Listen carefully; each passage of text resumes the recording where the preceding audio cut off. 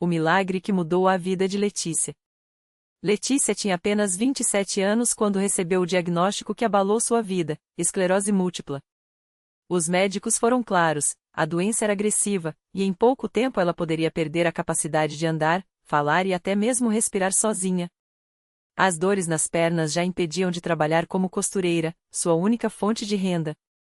A medicação era cara, e o desespero começou a tomar conta dela.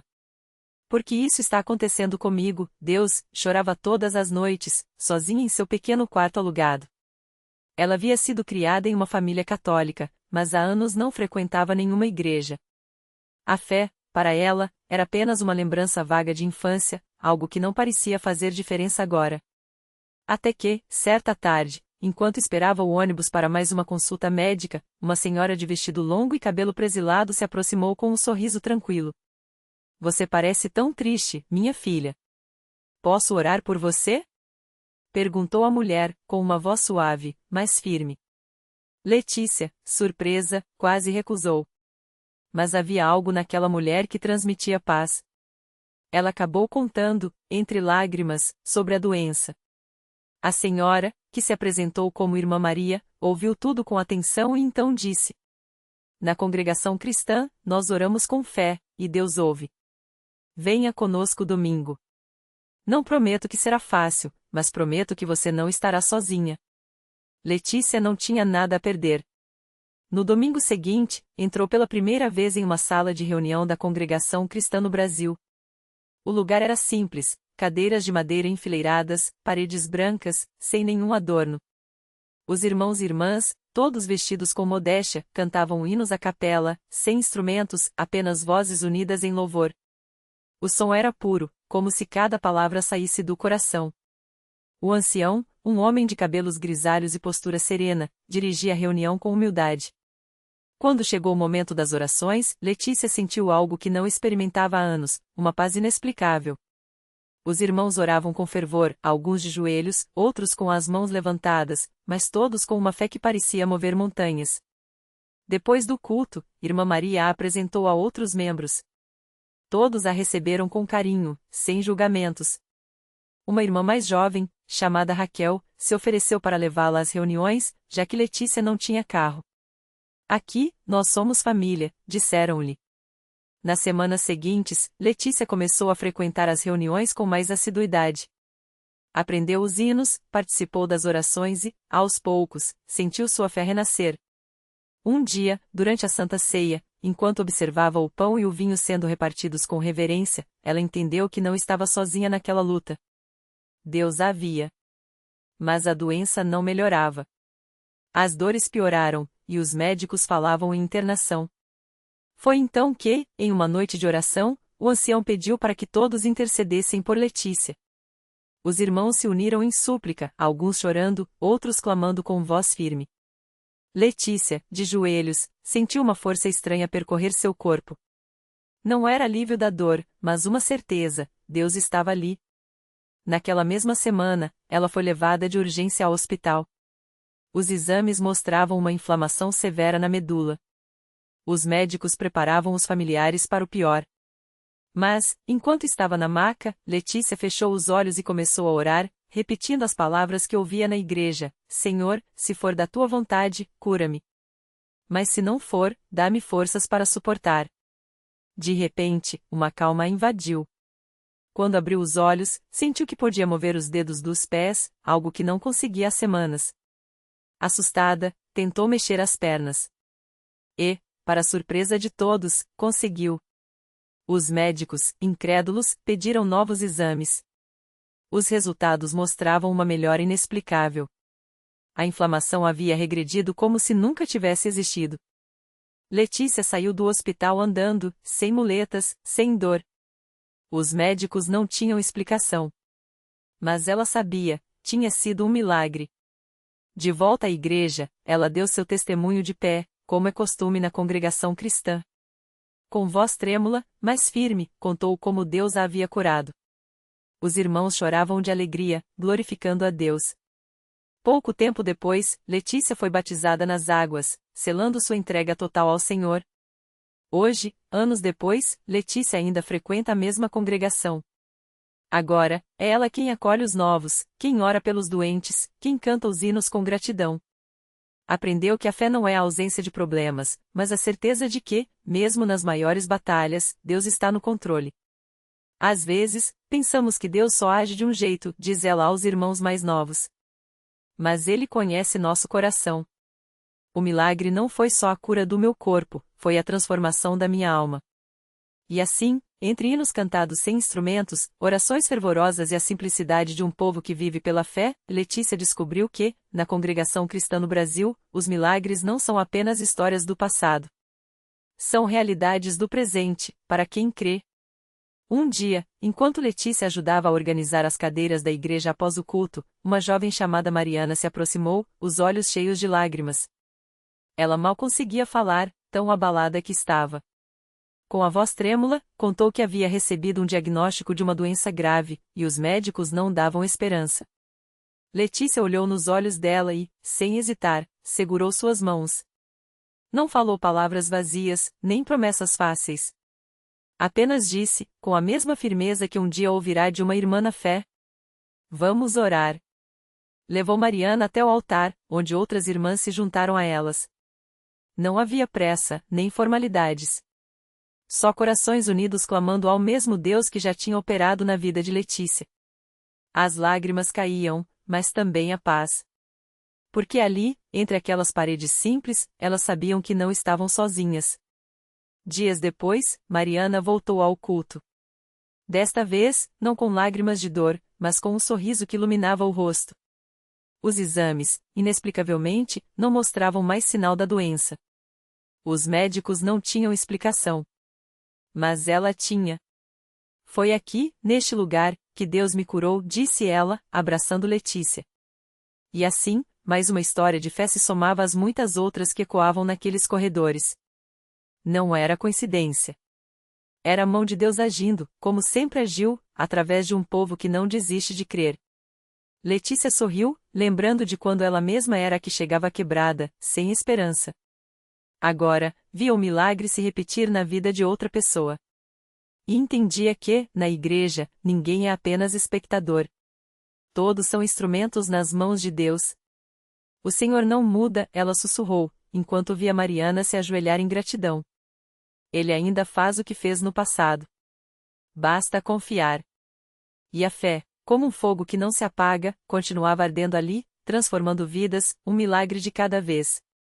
Naquela mesma noite, enquanto as luzes da Universal brilhavam sobre a rua movimentada, um homem chamado Roberto entrou pela porta dos fundos, arrastando os pés como se carregasse o peso do mundo. Seus olhos estavam vermelhos, as mãos trêmulas. Havia meses que ele lutava contra um vício que parecia mais forte do que sua própria vontade.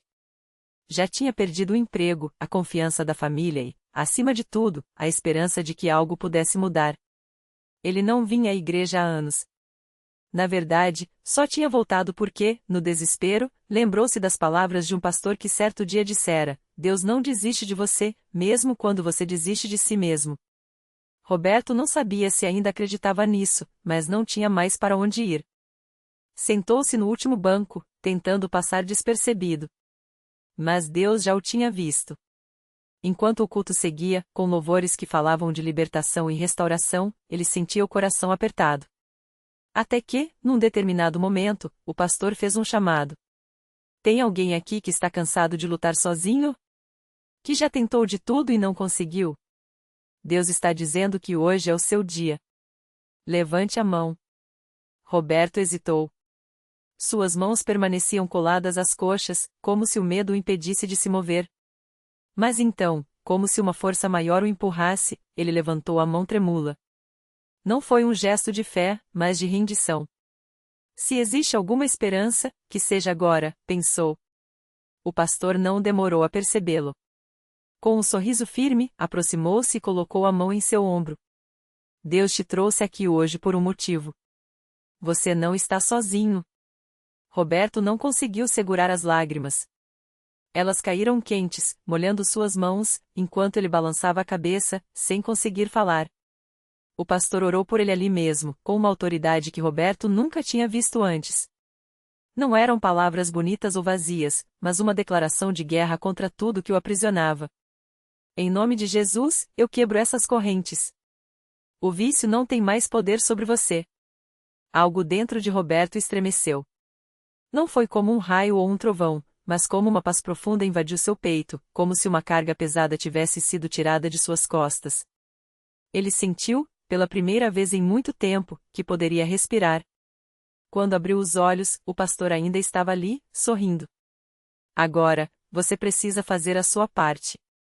Venha aos cultos, participe dos grupos de apoio, não fique sozinho. Deus já começou a obra em você, mas a vitória se constrói dia após dia. Roberto assentiu. Não tinha mais dúvidas. Algo havia mudado. E dessa vez, ele não ia deixar escapar. Na semana seguinte, ele voltou. E depois mais uma vez. Cada culto era um passo firme em direção à liberdade. Suas mãos já não tremiam tanto. Os olhos, antes vazios, agora tinham um brilho de determinação. A família começou a notar a diferença. Primeiro, foi um abraço da esposa, que há meses evita olhá-lo nos olhos. Depois, o filho adolescente, que finalmente o procurou para conversar. Um mês depois daquela noite, Roberto estava de pé no altar, dando seu testemunho. Sua voz falhava de emoção, mas as palavras saíam firmes. Eu pensei que nunca ia sair daquele buraco. Mas Deus me encontrou bem aqui, neste lugar. Não foi eu quem me libertei. Foi Ele. E se Ele fez por mim, pode fazer por qualquer um. Ao seu lado, Letícia e Mariana sorriam, sabendo que aquela história se juntava às outras. Não era sorte. Não era acaso. Era o poder de Deus agindo através de uma igreja que não desiste, que ora, que luta, que acredita mesmo quando o mundo diz que não há mais jeito. E assim, mais uma vida era transformada. Mais um milagre era escrito nas páginas daquela igreja, provando que, onde há fé, não há impossíveis. Porque Deus ainda fala. Deus ainda age. E Ele está sempre à espera de quem o busca de coração. Naquela mesma noite, enquanto Roberto ainda falava, uma mulher chamada Ana Cláudia, sentada nos últimos bancos, apertava as mãos com força. Ela tinha chegado ali arrastada pela prima, depois de meses ouvindo que na Universal as coisas mudam. Mas Ana Cláudia não acreditava mais em nada. O médico tinha sido claro: seu filho, Lucas, de apenas 7 anos, estava em estágio terminal de uma doença rara. Os exames não deixavam dúvidas, as opções de tratamento tinham se esgotado. Prepare-se para o pior, disseram. Ela olhava para Roberto e pensava: será que Deus realmente faz essas coisas hoje em dia? Ou são só histórias para dar esperança? Mas algo dentro dela não a deixava levantar e sair.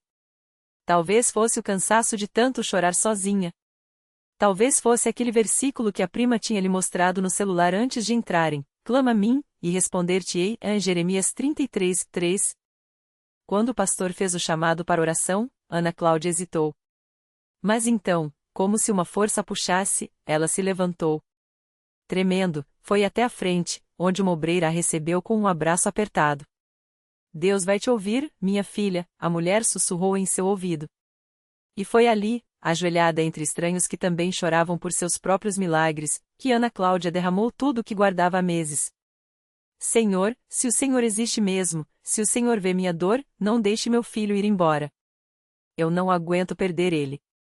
Por favor, toca no corpo dele como o Senhor tocou naquele homem hoje, ela apontou para Roberto, que agora orava por outras pessoas. Eu não tenho mais ninguém. Só o Senhor pode me ajudar. As lágrimas caíam sem parar, mas, pela primeira vez em muito tempo, Ana Cláudia sentiu uma paz estranha. Não era alívio, não era resposta ainda. Era como se alguém tivesse colocado uma mão em seu ombro dizendo: eu estou aqui. Na manhã seguinte, ela foi ao hospital como de costume, mas dessa vez, algo era diferente. Lucas, que há semanas mal abria os olhos, pediu para sentar na cama. Mãe, eu tô com fome, disse fraco, mas com um brilho nos olhos que ela não via há meses. Ana Cláudia quase deixou cair a bandeja com a comida. Correu para chamar a enfermeira, que, ao ver o menino, ficou boquiaberta. Isso não é normal, murmurou, enquanto verificava os sinais vitais. Vou chamar o médico. Horas depois de novos exames e olhares incrédulos da equipe médica, o neuropediatra a chamou de lado. Ana Cláudia, não tenho explicação para isso. Os tumores reduziram significativamente. É como se algo tivesse interrompido a progressão da doença. Ele balançava a cabeça, confuso. Vou pedir mais testes, mas pelo que estamos vendo, seu filho está respondendo a algo que não conseguimos identificar. Ela sabia. Ela sabia. Naquela noite, de volta à Universal, Ana Cláudia não conseguiu segurar as lágrimas ao subir ao altar. Desta vez, não eram lágrimas de dor, mas de gratidão. Com Lucas no colo, ainda fraco, mas sorrindo, ela contou tudo. Como havia ido ali sem fé, como tinha orado pela primeira vez com o coração quebrado, como Deus havia ouvido. Eles disseram que não tinha jeito. Que eu deveria me preparar para perder meu filho. Mas Deus disse que tinha jeito sim. Sua voz quebrava, mas a igreja inteira explodia em glórias. Não foi a medicina, não foi sorte. Foi Deus.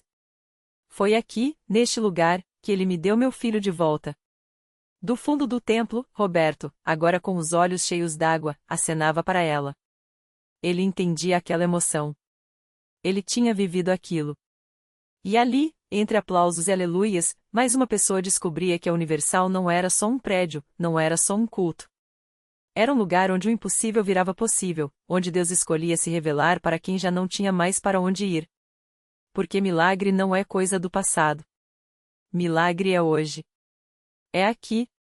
É para quem crê que, quando Deus fala, até a ciência se cala e a vida renasce. Naquela mesma noite, enquanto os louvores ainda ecoavam pelas paredes do templo, uma mulher chamada Marisa entrou pela porta dos fundos, arrastando os pés como se cada passo pesasse uma tonelada.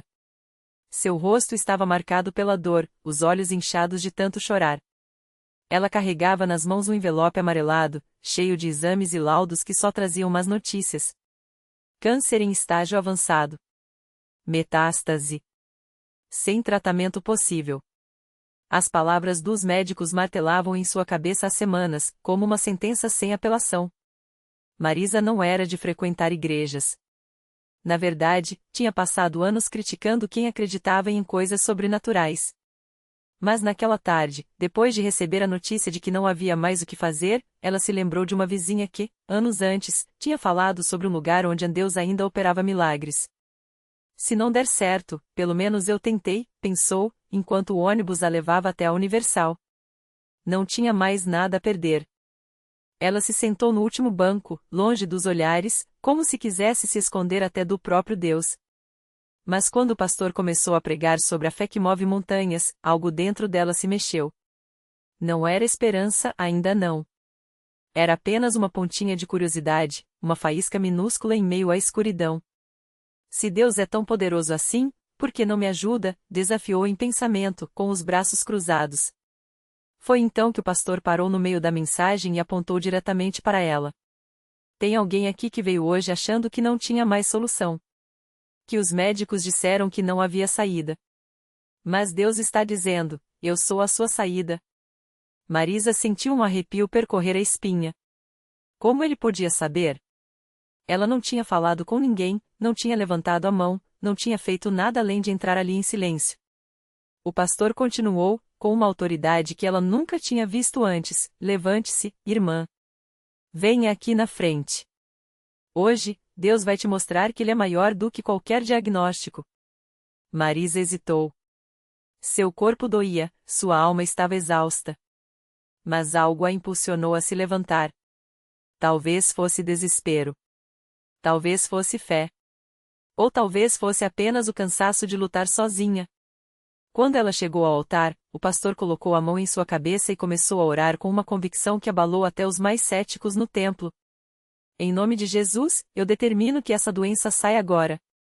Que cada célula doente seja restaurada. Que o sangue de Jesus lave todo o mal do seu corpo. Marisa sentiu uma onda de calor invadi-la, como se uma corrente elétrica percorresse seu ser. Suas pernas tremiam, mas ela não caiu. Pelo contrário, sentiu uma força que não vinha dela. Naquela hora, ela não soube explicar o que aconteceu. Só sabia que, pela primeira vez em meses, conseguiu respirar sem dor. O peso que carregava no peito, aquele que nem os remédios mais fortes conseguiram aliviar, tinha sumido. como se alguém tivesse tirado uma pedra de cima dela. 3 dias depois, Marisa estava de volta ao hospital para mais um exame de rotina. Os médicos, céticos como sempre, não esperavam nenhuma mudança. Mas quando os resultados saíram, o silêncio no consultório foi ensurdecedor. O tumor havia regredido. Não um pouco. Quase completamente. Isso não faz sentido, murmurou o oncologista, olhando as imagens como se duvidasse dos próprios olhos. Não há explicação médica para isso. Marisa sorriu. Ela sabia a explicação. E naquela noite, ela voltou à Universal, mas não mais como uma desconhecida assustada. Desta vez, ela entrou com a cabeça erguida, os olhos brilhando, e subiu ao altar não para pedir, mas para agradecer. Eles disseram que eu não tinha cura. Que era para me preparar. Mas Deus disse que eu ia viver. E hoje eu estou aqui para dizer, o impossível aconteceu. A igreja inteira explodiu em glórias. Gente que nunca tinha visto Marisa antes chorava como se fosse família. Porque ali, mais uma vez, o sobrenatural tinha invadido o natural. Mais uma vez, Deus tinha usado aquele lugar que muitos criticavam, que muitos menosprezavam, para provar que ele não mudou. Que ainda hoje, como nos tempos da Bíblia, ele ouve o clamor dos que não têm mais para onde ir. E enquanto Marisa abraçava o pastor, enquanto as lágrimas escorriam pelo seu rosto agora cheio de vida, uma mulher no fundo do templo se levantou. Ela também carregava um envelope de exames. Também tinha ouvido dos médicos que não havia esperança. Mas ali, naquele momento, ela viu com seus próprios olhos que Deus ainda faz o que a ciência não pode explicar. Porque milagre não é sorte. Não é coincidência. Milagre é quando o céu invade a terra, quando Deus estende a mão e diz, eu escolhi este lugar. Eu escolhi este povo. E aqui, hoje, a sua história vai mudar. O envelope tremia em suas mãos. A mulher, Clara, uma professora de 42 anos, não conseguia conter as lágrimas ao se aproximar do altar. Os médicos haviam sido claros, metástase avançada. Tratamento paliativo. Ela carregava aquele diagnóstico como uma sentença, até aquele dia, até ver Marisa, antes curvada pela dor, agora de pé, sorrindo através das lágrimas, com o exame negativo nas mãos, o mesmo que, semanas antes, confirmara seu câncer terminal. Sem dizer uma palavra, Clara estendeu seu envelope ao pastor. Ele orou, não com palavras bonitas, mas com uma fé simples, Senhor, o Senhor que sarou Marisa é o mesmo que está aqui agora. O templo inteiro se ajoelhou. E então, algo inexplicável aconteceu, uma paz tão profunda invadiu Clara que ela soube, no fundo da alma, que estava curada. Não por mérito, não por sorte, mas porque Deus escolheu aquele momento para lembrar a todos que ele ainda escreve finais diferentes dos que o mundo decreta. Na semana seguinte, os novos exames confirmaram, nenhum vestígio da doença. Os médicos balançaram a cabeça, incrédulos. Clara, porém, não precisava de provas. Ela já tinha visto o impossível acontecer, primeiro em Marisa, depois nela. E entenderá a lição que mudaria sua vida. Deus não escolhe templos grandiosos ou pessoas perfeitas. Ele escolhe corações quebrados que o buscam quando tudo parece perdido. Porque milagres não são para os que duvidam da escuridão, mas para os que, mesmo no escuro, ousam acender uma vela. E assim, naquela igreja simples, entre paredes desgastadas pelo tempo, duas mulheres aprenderam que a fé não move montanhas, ela move o coração de Deus. E quando ele se move, até o impossível se curva.